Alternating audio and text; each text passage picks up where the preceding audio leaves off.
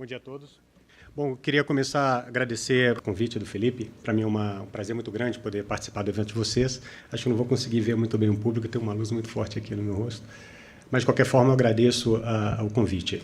Eu tenho um objetivo aqui, junto com vocês, em 20 minutos, tentar sintetizar aquilo que, peço perdão aí aos acadêmicos, os mais técnicos, aquilo que poderia ser uma atividade de mais longo prazo. Então, perdoe-me a síntese, as simplificações que eu vou usar para fazer essa apresentação. Mas é com muita alegria que eu compartilho com vocês uma iniciativa da Autodesk, junto com a Esri, de novembro do ano passado, né? Uma parceria nova, e vocês aqui são de primeira mão aqui na América Latina que vão saber o que está por trás dessa ideia. Bom, eu queria começar, nesses 20 minutos, compartilhar com vocês o grande porquê, né? O porquê dessa parceria e qual é o nosso objetivo com essa aproximação dessas duas plataformas. Por um lado, a Autodesk é líder mundial de uma plataforma que tem mudado a forma com que os arquitetos, engenheiros e construtores têm concebido cidades e construído as novas edificações, as grandes obras de infraestrutura, chamado BIM, Build Information Modeling, algo que também não é novo como o GIS, já tem pelo menos aí no Brasil mais de 10 anos, na academia pelo menos há 30 anos, mas que de alguma forma tem impactado profundamente a forma com que a gente concebe os espaços, planeja as intervenções, mas num nível de detalhe onde que é a ferramenta principal de arquitetos, engenheiros e construtores. E, do outro lado, como todos vocês aqui são os grandes especialistas e são líderes aí dessas mudanças, né, no mercado, o Sistema de Informação Geográfica cumpre um papel fundamental na gestão da informação geográfica e o suporte à tomada de decisão, que a gente entende, então, que são essa grande base rica de informações que suportam projetos, e aí o porquê dos dois estarem juntos, projetos mais concebidos dentro do contexto, concebido numa visão de curto e grande escala e média escala, são uma visão mais holística, permitem tomada de decisões, mitigações de riscos, uma otimização mais adequada desses processos. O fato é que hoje todos vocês podem compartilhar, a gente tem ouvido isso do mercado, a gente sabe disso, né? Vocês podem buscar na internet algumas experiências minhas falando desse tema já desde 2011.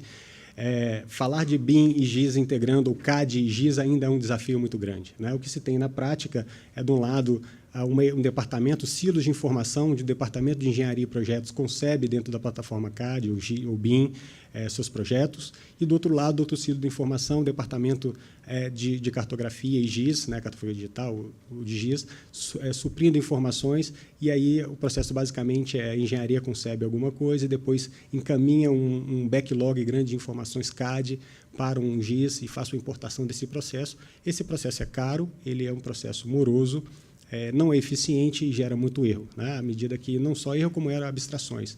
A engenharia trabalha num âmbito, numa escala muito maior, com o nível de detalhe, e eu faço uma abstração para o GIS, então perco informação.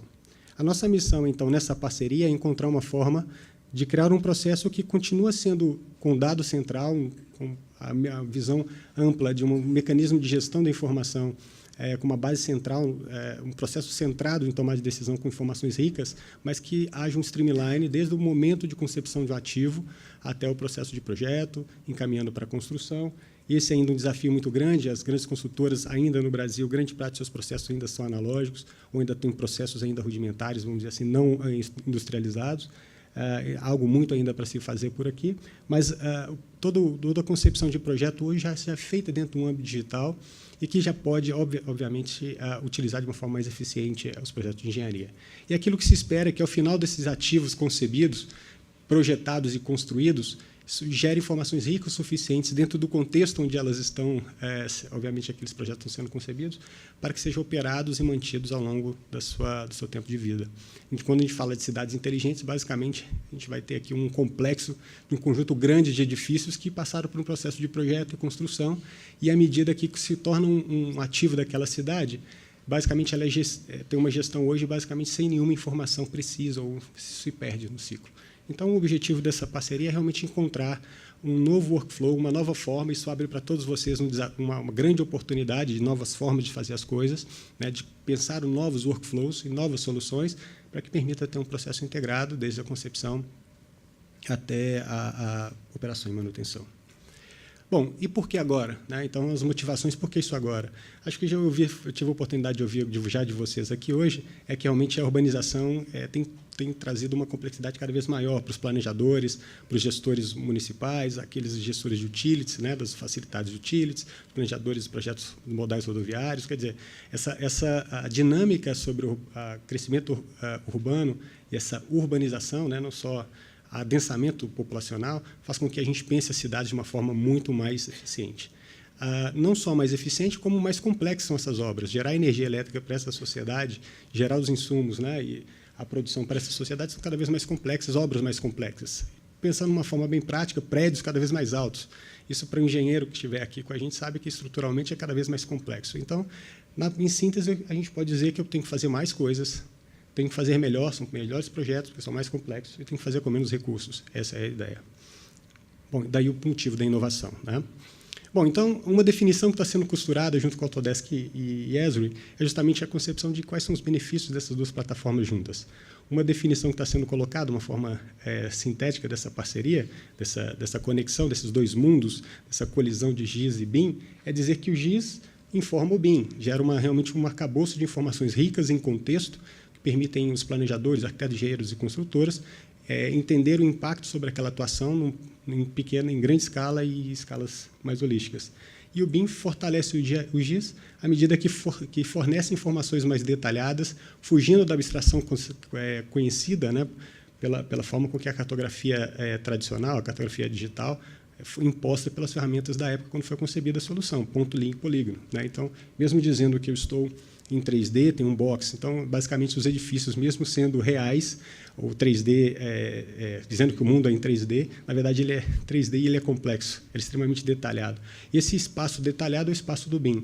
Se a gente realmente tem a possibilidade de fornecer essas informações para o GIS, eu crio, então, uma possibilidade de ter gestões de ativo, uma gestão sobre aquele ativo construído, com uma base muito mais rica, muito mais detalhada e, obviamente, melhores decisões mais inteligentes acerca daquele ativo sendo gerenciado. Bom, o desafio técnico ele é complexo, por isso eu disse que eu permito aí o resumo dessa conversa toda, porque é realmente complexo.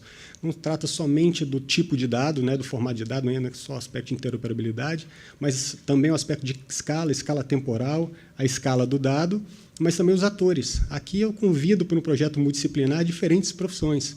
Estou falamos aqui uns exemplos mais cedo de geofísico, geólico, eu tenho arquiteto, engenheiros de várias disciplinas de engenharia, eu preciso ter a ferramenta adequada para cada um desses profissionais. O dado continua sendo central, sendo a parte centralizada, mas eu preciso ter interfaces, ferramentas específicas, especializadas para cada um desses produtos em cada uma das suas escalas, resolvendo os seus problemas mais específicos.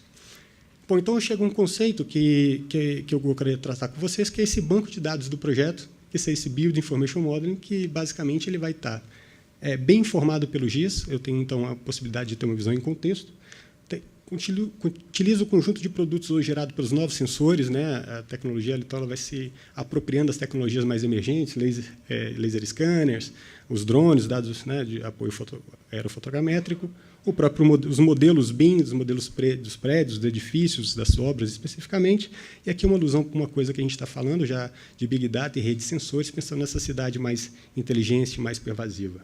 Bom, daqui eu queria agora exemplificar esses conceitos que eu estou dizendo para vocês. O primeiro deles, de uma forma mais prática, que eu procurei achar, é tratar aquilo que é muito próprio de vocês, que são os dados de Reality Capture. Bom, esse modelo é o modelo do InfraWorks, um modelo geral, onde vocês têm imagens de satélite de alta resolução, modelo digital de terreno através de laser scanner, com curva de nível também, curva de nível gerada por topografia convencional, e aqui uma nuvem de pontos classificada.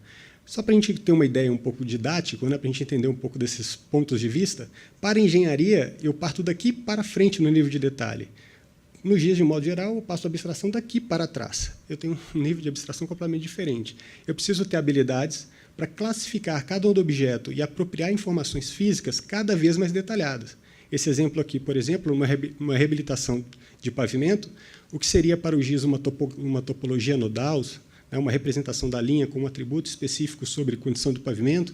Aqui eu preciso ter fisicamente o perfil dessa seção, eu preciso da seção desse pavimento, a declividade desse pavimento, a espessura do pavimento, porque isso vai subsidiar Os projetos no nível de detalhe maior. Qual o custo de reabilitação desse pavimento? Quais as condições físicas para realmente escoar ou atender as premissas daquele projeto, que é o veículo tipo, carga típica. Então, são escalas diferentes e níveis de informações diferentes. Tá? À medida que eu tenho, então, um streamline, um mecanismo de interoperabilidade mais simplificado, eu vou permitir, então, que informações ricas sejam reutilizadas em diferentes escalas e vice-versa. Bom, então, o que eu estou fundamentando com vocês é que BIM é essencial para que o GIS é essencial para que tenha um BIM, projetos feitos em BIM de uma forma mais qualificada, com decisões mais precisas, né, mitigando riscos e possíveis ineficiências. E a primeira novidade que eu quero contar para vocês na forma prática é que agora, em 2019, o InfraWorks tem um produto Autodesk que já vem, onde a gente começou a trabalhar em conjunto, a parte de projetos preliminares, um conector que vai fazer a conexão direto com a base de dados ArcGIS. Tá? Nesse caso específico, no exemplo que eu trago para vocês, é o ArcGIS Online. Então, esse exemplo vai mostrar de uma forma muito simples como arquitetos e engenheiros, não sendo especializados em geoprocessamento, né, tratem as questões mais clássicas do tipo georreferenciamento, localização do dado, a escala do dado, a precisão temporal, todos os requisitos aí de um dado geográfico, né, sejam incorporados para a concepção de um projeto preliminar. Tratamos, então, primeiramente do projeto preliminar, obviamente pensando que daqui para frente, funcionalidades típicas de um desktop mapping, mapa temático, as informações, atributos específicas do contexto, permitem que daqui eu parta detalhadamente para fazer a minha intervenção, o meu projeto nível mais detalhado. Acho que todos vocês entendem que daqui para trás, vamos pensar assim em termos de escala, algo já é muito comum para o GIS, daqui para frente é algo que fica muito próprio do BIM. Né? Esse exemplo ainda acrescenta a possibilidade, junto com o collector do ArcGIS, né, trazer informações do campo, informando de uma forma muito mais qualificada e reduzindo um delay de tempo de trazer informações detalhadas do campo para um tomador de decisão durante um projeto. Então, eu tenho um processo extremamente mais robusto, né, e vocês entendem, obviamente, como isso seria complexo hoje, pensando que grande parte dos projetos nem georreferenciados, projetos técnicos de engenharia nem georreferenciados estão. Né? Então, daqui você já tem um ganho muito, muito claro de como isso pode ser feito. Bom, eu queria, então, agora avançar e demonstrar um pouco do que é mais BIM, do que é menos cartografia, onde que isso começa a acontecer. Então, o primeiro exemplo que eu queria trazer para vocês é a constituição de um exemplo bem específico, no contexto ainda de planejamento, onde eu consigo fazer algumas análises num contexto urbano, do impacto urbano, e ter justamente a análise de drenagem de uma área específica, né, que é quanto permeável esse espaço é à medida que eu tenho uma intervenção que vai fazer um processo de concretagem. Né? Então, tenho lajes que vão ser colocadas, tenho quanto de área verde eu tenho que manter nesse espaço para ter um projeto mais sustentável, um projeto mais resiliente e que atenda às minhas diretrizes, que são, primeiramente, de negócio daquela incorporadora ou daquele negócio, mas que também atenda às condições ambientais daquela cidade, do ponto de vista sustentável. Outro exemplo que eu quero trazer para vocês é como eu consigo ainda trazer grandes modelos de dados. Alguns dos edifícios que estão vendo aqui são dados, tanto dados GIS, que são os boxes, né, que foram mostrados aqui, que são os a gente chama de 2,5, 3D, não é bem 3D, mas com dados de altíssima precisão, mais os dados de BIM que estão ali nos edifícios, naquele conjunto comercial mais concentrado. Então, eu posso cruzar diferentes dados e fazer as análises de território, zoneamento, comumente. A ideia aqui não é realmente fazer a análise, mas sim prover as informações que já estão hoje disponíveis dentro do departamento de geoprocessamento, por exemplo, disponíveis para a equipe de engenharia. Então, na prática, é como se eu tivesse um EVTA disponível para a equipe de projeto para fazer ele integrado. Né? A ideia é que, quando eu faço uma concepção de um projeto, eu tenho ali todas as condicionantes ambientais, de sustentabilidade, disponíveis, ou, no caso aqui de uma incorporadora, a viabilidade daquele negócio no ponto de vista do zoneamento daquela região. Atendendo um pouco mais do nível da escala de análise, para vocês entenderem a diferença de tipo de análise, se vocês viram, recentemente eu publiquei um vídeo de uma parceria nossa com o governo do estado de Paris. Então, tem um projeto de reurbanização que está sendo feito no entorno da Torre Eiffel. Então, esse é o Rio Sena. Então, eu começo aqui uma análise, começando com a análise de flooding análise. Né? Quero entender o comportamento do Rio Sena sobre uma determinada descarga pluviométrica. Então, eu quero entender o comportamento. Né? não só pela drenagem, ela tem uma captação de águas pluviais, quero entender também a dinâmica da mobilidade. Então, eu preciso entender, na reabilitação, como é que funciona a minha rede. Se eu faço uma análise no ponto de vista de GIS, eu tenho uma topologia nodal, eu consigo fazer uma análise de tráfego. Aqui no BIM, eu consigo ver essa análise de tráfego, a simulação de tráfego, mas eu tenho as condições físicas daquela via. Então, eu ainda consigo perceber fisicamente que tipo de intervenção eu posso fazer, como um engenheiro de tráfego, de trânsito, né, especificamente, que tipo de interação eu posso fazer para alterar esse comportamento desse projeto. Né?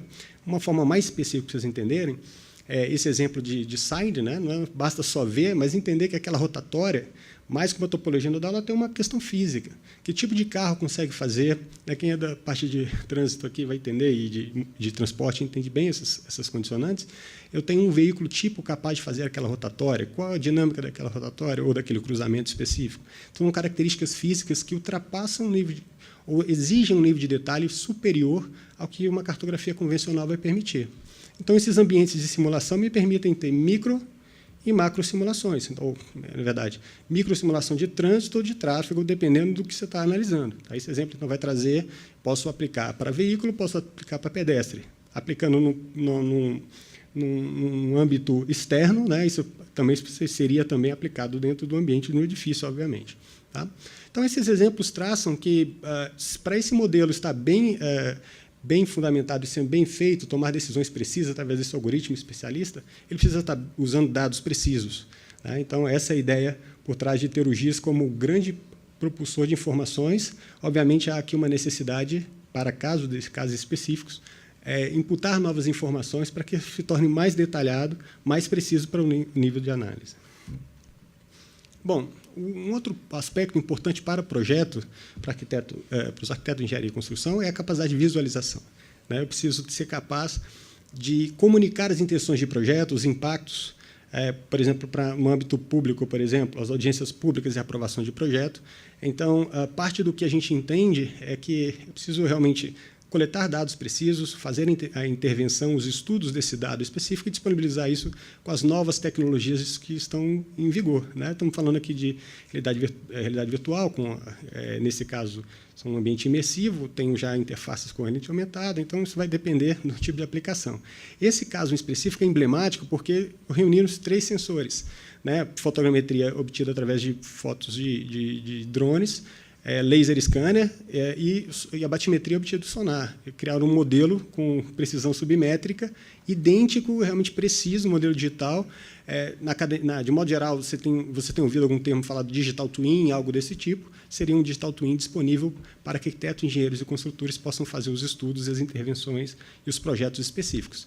Entendo que, para o BIM, eu preciso saber, por exemplo, num corte, o volume de terra que eu estou fazendo, eu tenho que saber o custo de transporte daquela quantidade de material que está sendo recolhido. Então, as inferências são diferentes, são mais esse viés do que somente ou não do viés mais ambiental. Então, realmente uma coleção de diferentes inferências, diferentes profissionais que vão trabalhar juntos de uma forma mais colaborativa.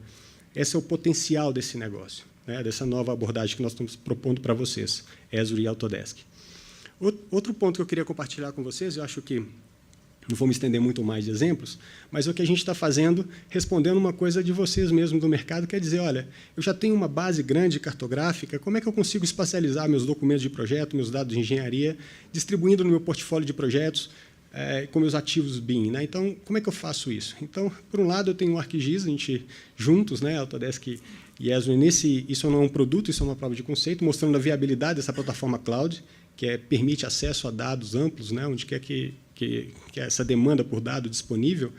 Do lado de lá, eu tenho uma cartografia, um mapa, né, digital quer dizer, georreferenciado com o modelo BIM posicionado, georreferenciado de uma forma adequada.